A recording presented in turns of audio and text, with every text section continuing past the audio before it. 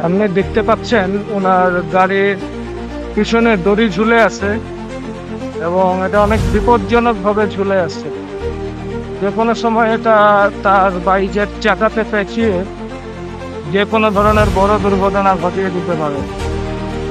তাকে একটু সাবধান করা দরকার, চলুন একটু সাবধান করে।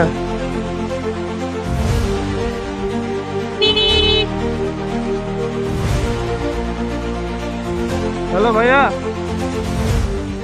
হ্যালো ভাইয়া, আপনাদের যে দড়ি চাকাতে পেঁচিয়ে যেতে পারে। বাইকে বিভিন্ন ভাবে আমাদের সাবধান থাকা উচিত, কারণ একে তো দুই চাকা, এটা একটা গাড়ি, আর কোনো ধরনের দুর্ঘটনা ঘটলে এটা সময় লাগে না।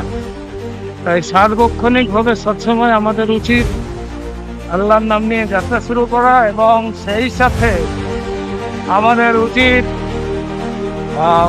যথেষ্ট সর্বোচ্চ সতর্কতা মেনটেন করে চলা, যেন